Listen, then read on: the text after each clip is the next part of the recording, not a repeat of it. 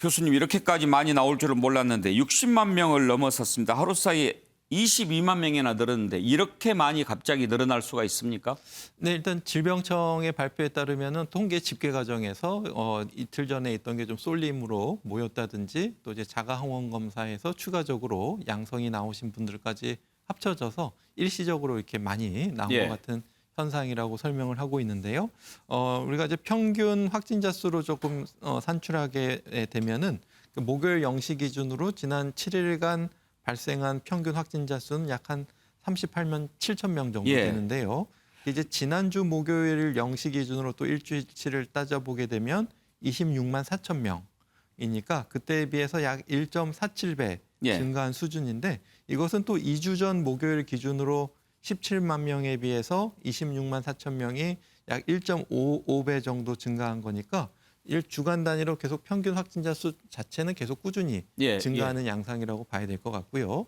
그렇기 때문에 주간 평균을 보게 되면은 하루 이틀 차이로 쏠림이 있다고 하더라도 전반적인 추세는 비슷하다고 봐야 되는데 이게 진짜 그런지 아니면은 확진자 속도가 더 빠르게 증가하는지는 금토일까지 좀 며칠간의 확진자 수 증가 추이를 좀 봐야 될 것 같습니다만은 일단 우리가 PCR 검사를 하고 나면은 검사하고 나서 또한 하루 정도 시간이 걸리고 예. 신속 항원 검사를 하게 되면 바로 우리가 확진자로 진단이 되기 때문에 그래서 시간차가 당겨지면서 좀 검사 건수, 확진자 수가 좀 몰리는 그런 현상도 이번에 같이 생긴 것 같습니다. 아까 집계가 틀렸다고 그랬는데 지금 전날 집계 말씀하신 거죠? 네, 왜 그렇습니다. 틀립니까 그런 게? 아마도 이제 우리가 이제 신속 항원 검사를 해서 양성이 나오신 것은 그것을 검사하신 의사가 예. 그 이분은 확진이 됐다고 이제 감염병 신고서를 작성하셔야 되는데 거기서 이제 환자의 주민등록번호라든지 전화번호라든지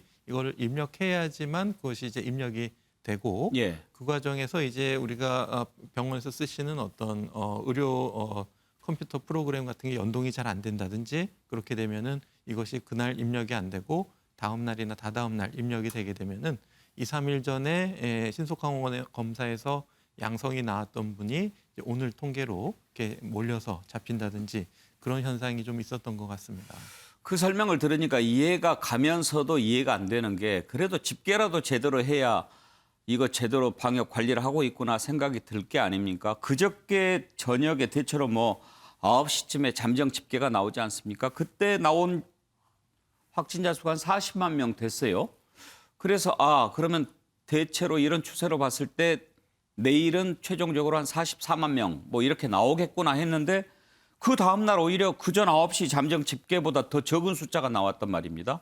그러면은 적어도 그런 문제가 있다고 하면 방역 당국이 40만 명으로 집계가 됐지만 그 전날 집계를 봤을 때 이 부분은 좀 반영이 안 된 것 같으니 뭐 이렇게 설명을 해줘야 될 거 아닙니까? 네, 그렇습니다. 그래서 오늘 아마 질병청 브리핑에서 그 내용이 잠깐 언급이 됐었는데 말씀하신 것처럼 그런 집계에 오류가 없도록 그리고 각 의료기관에서 감염병 신고를 하실 때 이것이 행정 부담을 좀 최소화할 수 있도록 전산 프로그램이라든지 이런 것들을 좀 다시 한번 점검하는 것이 매우 중요할 것 같습니다. 지금 국민들이 걱정하는 거는 그렇습니다. 실제로 방역 당국이 예측했던 수치가 있지 않습니까? 그것보다 훨씬 더 많이 나오고 집계도 틀리고 이렇게 되니까 이게 도대체 방역을 하고 있는가 그런 의구심을 갖고 있단 말입니다. 네, 맞습니다. 이제 확진자 추계는 사실 좀 여러 가지 변수가 있기 때문에 추계하기 어려운 부분이 있는데 그래도 우리가 최악의 상황을 가정해서 예를 들어서 뭐 주간 단위로 2배씩 증가한다고 하더라도 우리가 준비는 한 3배씩 증가할 때를 대비해서 그리고 정점이 37만 명이라고 하더라도 우리가 그때는 최대한 뭐 20% 정도 더 감안해서 한 50만 명이 생겨도 감당할 수 있는 의료 체계를 미리 준비하는 것이 매우 중요한데 그 면에서는 조금 좀 미리 좀 예측을 굉장히 좀 보수적으로 했다든지 그러니까 실제 발생을 보게 되면은 계속 예측치보다 더 많은 확진자 수가 계속 나왔기 때문에 우리가 좀 어느 정도 오류가 있다고 하더라도 그 계속 실제 발생보다 낮게 예측이 된다면은 우리가 그건 조금 좀 수정하고 좀 최악의 시나리오로 가정해서 충분한 의료 체계를 준비하는 노력들이 매우 중요했었는데 그런 면에서는 좀 지나온 어떤 대응 과정을 살펴봤을 때 좀 아쉬운 부분이 좀 많이 남는 부분이 되겠습니다. 그러면 교수님 보시기에 지금 60만 명을 넘어섰는데 62만 명 하루 확진자가요. 실제로는 이것보다 더 많지 않겠습니까? 그렇게 생각하시죠? 네, 그렇습니다. 요즘에 보면 그렇게 좀 무증상도 많고 또 자기가 자가검사 했는데 양성이 나왔어도 혹시라도 뭐 생활에 불편이 있고 일하는데 어려움이 있을까 봐 신속 항원 검사를 아예 안 받고 뭐 이 정도는 그냥 지나가지 하는 사람들도 꽤 있는 것 같아요. 맞습니다. 사실 이제 그런 부분을 좀 추정하기 위해서는 우리가 항체 검사를 해서 이분이 이 과거 감염이 있었는지를 우리가 검사하는 것이 필요한데, 그러기 위해서는 우리가 전 국민 5천만 명을 다 검사할 수는 없지만은 대표적인 표본을 추출해서 항체 검사를 해서 이 정도 항체 보유율이 있겠다, 이렇게 우리가 추정해 볼 수가 있는데, 그것을 계속 주기적으로 해왔었는데 지금 갑자기 이제 오미크론 확산세 때문에 많은 분들이 감염되시면서 추가적으로 그런 항체 검사도 하면서 우리가 발견하지 못한 감염자 수가 어느 정도 있는지 추정하는 것이 필요한데, 지금은 너무 확산세 속도가 빨라서 뭐 일주일 사이에 거의 뭐 1,000만 명 가까이 지금 다다를 것으로 예상이 되고 있기 예. 때문에 나중에는 언젠가는 알 수 있겠지만 지금은 좀 상당히 알기는 어려운 부분이 있겠고, 해외의 자료에 따르면 오미크론 감염자의 40%는 증상이 없었다라는 보고가 있기 때문에 예. 지금 증상이 있는 분들보다 거의 2배 가까이 이 감염자가 있을 가능성이 충분히 있을 것 같고요. 또 지금은 조금 의심이 돼서 PCR 검사를 예전엔 누구나 받았지만 검사 체계가 바뀌면서 자가항원 검사에서 양성이 나온 분들만 PCR 검사를 했기 때문에 자가항원 검사에서 양성이 나오려면은 바이러스 양이 상당히 높아야 되는데, 우리가 3차 접종을 맞으신 분들은 감염이 생겨도 짧게, 그리고 상대적으로 바이러스 양이 좀 적게 나오기 때문에 자가항원 검사에서 음성이 나올 가능성도 충분히 네, 있겠습니다. 예, 그래서 아마도 우리가 못 찾는 감염자가 더 있을 수가 있는데, 문제는 이제 오미크론이 그만큼 이제 상대적으로 전파 속도는 빠르지만 많은 분들이 3차 접종을 하셨기 때문에 그리고 모든 분들이 아직까지 마스크를 잘 착용하시고 다중이용 시설을 이용하실 때 방역 수칙을 잘 지켜주시기 때문에 우리가 모르는 감염자들이 계속 돌아다니신다고 하더라도 그만큼 감염 전파되는 것을 상대적으로 위험을 좀 줄일 수 있어서 다른 나라들보다 감염자 확산 증가 속도가 조금 더디게, 좀 느리게 증가한 측면이 있는데, 최근 들어서 조금 더 이런 속도가, 확진자 수 자체가 많아지면서 더 빠르게 증가하는, 그러니까 증가 속도는 일정하지만 규모 자체는 굉장히 많이 늘어나는 현상을 경험하고 있는 것 같습니다. 아까 증상 말씀하셨는데 똑같이 3차 접종을 한 확진자라도 어떤 사람은 아주 심하게 앓고 어떤 사람은 뭐 거의 뭐 아주 가벼운 감기 정도로 지나가고 그렇게 개인차가 꽤 심하던데 그건 뭐 때문에 그렇습니까? 네, 역시 뭐 다양한 요인들이 있을 것 같습니다. 특히 이제 2차 접종하고 3차 접종을 하신 경우에는 초반에는 이제 감염 예방 효과가 뛰어나지만 시간이 지나면서 감염 예방 효과는 조금 떨어지고, 하지만 중증으로 진행되는, 그러니까 심하게 앓는 것은 예방해주는 효과가 있는데 3차 접종을 하시고 나서 이제 얼만큼 경과됐느냐, 또 좀 한 가지 원인이 될 수 있을 것 같고요.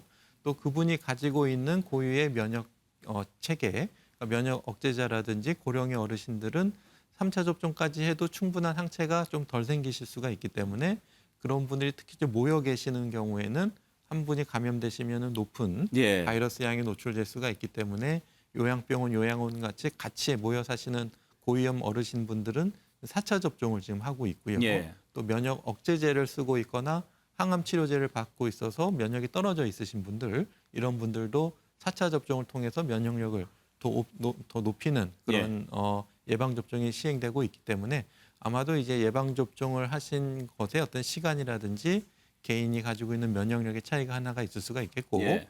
또 하나는 이제 우리 3차 접종까지 했는데 돌파 감염이 생기신 분들의 초기 사례를 보게 되면은 코로나 확진자를 진료하셨던 의료진, 특히 이제 기도사건 같은 경우에는 근거리에서 이제 환자의 어떤 호흡기에 노출되기 때문에 상당히 많은 양의 비말이 들어오게 되면은 감염되신 사례들이 있었기 때문에 예.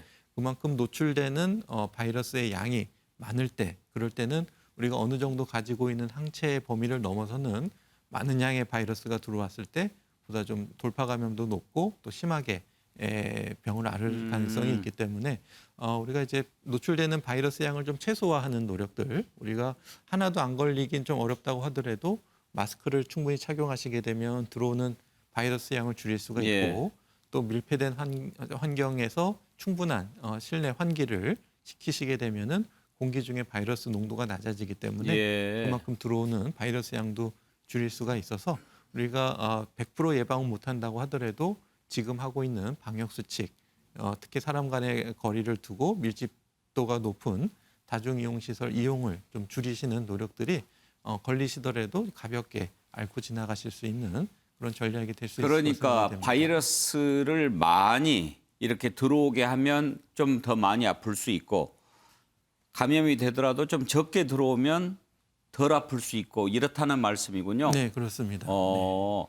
그러면 많이 들어올 수 있는 환경이라고 하는 것은 밀폐된 공간에서 가까이 있고 마스크 안 써서 확 들어오고 이런 경우가 가장 위험하겠군요. 그렇습니다. 그리고 또 장시간 그 시간 거기에 노출되어 있고 예. 또 이제 큰 소리로 대화하게 되면 감염자의 비말이 그만큼 또 많이 나오기 때문에 큰 소리로 가까이서 대화하는 공간, 이런 공간도 좀 위험할 수 있겠습니다. 예, 예. 그러니까 사람의 개인차가 물론 있지만 또 얼마나 바이러스가 많이 들어왔느냐에 따라서 그렇게 증세가 다를 수 있다. 네. 알겠습니다.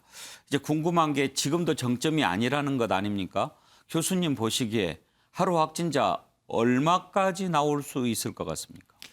네, 결국은 우리가 이제 감염 전파 속도가 감염이 이제 증가세가 꺾이고 감소세로 들어서기 위해서는 감염 재생산 지수라는 것이 1 이하로 이제 떨어져야 되는데 지난주 감염 재생산 지수가 1.30이었습니다. 그래서 1.3이 1 이하로 떨어지기 위해서는 우리 인구 집단에서 추가적으로 한 23% 정도의 추가적인 감염 차단 효과가 있어야 되는데 그렇게 하기 위해서는 23%가 더 면역력이 생기거나 아니면 사람 간의 접촉을 23%더 줄이거나 해야지 감염 재생산 지수가 1 이하로 떨어질 수가 있겠고 지금 예를 들어서 우리가 진단하지 못한 자연 감염자가 한 1,000만에서 한 1,500만 정도 있다고 가정하고 그리고 예방 접종을 3차 정도 하셨을 때 감염 예방 효과를 좀 어느 정도 60%의 인구가 한 60% 정도의 감염 예방 효과가 있다고 가정하게 되면은 예. 지금 감염에 취약한 인구를 한 1,000에서 한 2,000만 정도 산출하게 되면은 약 한 400만 정도, 400만 명 정도 누적 확진자가 더 생겨야지 우리가 확진자 수가 좀 떨어질 수가 있으니까. 지금 현재 누적 확진자가 몇 명이죠? 지금 이제 거의 뭐 1,000만 명을 앞두고 있기 때문에 예. 지금 만약에 이제 하루 확진자가 뭐 평균 한 38명, 40만 명씩 발생하게 되면은 열흘이면 이제 400만 명이 누적 확진자가 생길 수가 있겠고 예. 그렇게 확진자가 증가하는 것의 효과를 기다리는 것보다 우리가 사람 간의 접촉을 10% 줄이게 되면은 우리가 그만큼 필요한 감염 누적자 수를 줄일 수가 있기 때문에 우리가 그리고 속도를 좀 천천히 증가 속도를 좀 낮추게 되면은 정점의 높이가 높아지게 되면 우리가 감당 가능한 의료 대응 체계의 한계를 임계치를 넘어서게 되면은 여기에 계신 분들은 바로 중환자라든지 사망으로 이어질 수 있는 위험한 분들이기 때문에 우리가 감당 가능한 의료 대응 체계를 높이거나 아니면 대응 체계 내에서 고위험군 확진자가 생길 수 있도록 조절하는 노력들이 매우 중요하고 그러기 위해서는 우리가 예방 접종을 빨리 할 수 없다면은 최대한 지금 사람 간의 접촉을 좀 줄이는 방역 정책이 중요할 것 같습니다. 짧게 한두 가지만 여쭤보겠습니다. 지금 오미크론은 그전에 델타에 비해서 치명률이 좀 약하다고 낮다고 그러지 않았습니까? 그런데 429명이나 이렇게 사망자가 많이 나온 이유는 뭡니까?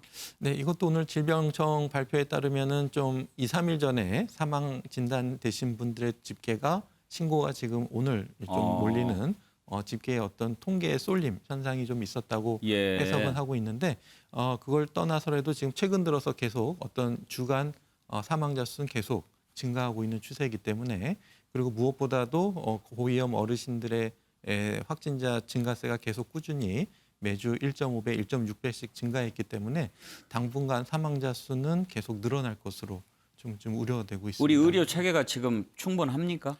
지금 거의 뭐 한계를 넘었다고 봐야 될 것 같습니다. 그런데 지금도 정점이 아니고 아까 교수님 말씀하신 것 들어보면 한 열흘 정도는 더 갈 것 같은데 가능할까요? 지금 뭐 의료진도 그렇지만은 확진자를 두신 특히 어르신을 돌보시는 가족분들은 지금 굉장히 혼란과 예. 좌절을 굉장히 많이 느끼고 계십니다. 그러니까 예. 투석하실 병원이 없고 또 항암 치료를 유지하면서 확진자를 봐줄 병원이 없고 또 심장 질환, 혈관 질환이 있는 것을 같이 봐주는 전담병원이 매우 부족하기 때문에 소아 전담병원도 부족하고 또 출산을 해야 되는 산모 같은 경우에도 확진자 전용 산부인과가 매우 부족한 상황이라서 지금은 거의 뭐 한계에 찼다라고 좀 우려가 되고 있는 상황이기 때문에 지금 의료 대응 체계를 늘리기 위해서는 기존의 일반 병원에 적극적으로 격리를 효율화하면서 모든 병원이 코로나 환자를 볼 수 있는 체계를 빨리 갖추는 것이 매우 중요할 것 같습니다. 약국의 약도 지금 많이 부족하다고 그래요. 타이레놀, 타미플 이런 거 구하기가 힘들다고 그러던데. 맞습니다. 그 흔한 감기약, 예. 기침, 콧물이 날 때 먹는 약도 지금 다 동일한 상태라서 물론 이제 그 약 자체가 어떤 병을 치료해 주는 것은 아니지만은 그래도 증상을 조금 완화해 주는 효과가 있기 때문에 좀 필요하신 분들이 계신데 그런 약이 지금 굉장히 부족한 품절 상태가 지금 이어지고 있습니다. 그럼 어떻게 해야 됩니까? 지금 일단은 그 증상이 있으신 분들은 그 약을 조금 미리 좀 많이 확보하시는 경우가 있기 때문에 예. 조금 증상이 심할 때만 좀 드시고 이제 가벼운 증상은 충분한 수분 섭취라든지 하시는 노력들이 좀 필요할 것 같고 좀 비슷한 약으로 대체해서 지금 드시고 계신 상황입니다. 교수님 말씀을 쭉 들어도 안심이 안 되네요. 예, 지금은 좀 뭐라 그럴까요? 그 확진자 자체 증가보다 어떤 고위험군의 어떤 병상 부족도 굉장히 심하고 예.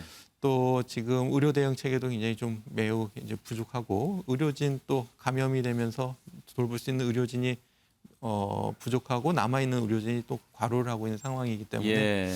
많이 힘든 상황이라고 할 수 있겠습니다. 알겠습니다. 좀 걱정이 되는데 워낙 점잖게 말씀하셔서 저 혼자 걱정하고 있는 것 같은 생각이 들었어요. 아닙니다. 아무튼 좀 더 상황이 좀 나아졌으면 하는데 앞으로 궁금한 거 있으면 또 모시겠습니다. 네, 감사합니다. 네, 감사합니다. 서울 백병원 가정의학과 김경호 교수와 코로나 상황 살펴봤습니다. 이슈로 넘어가죠.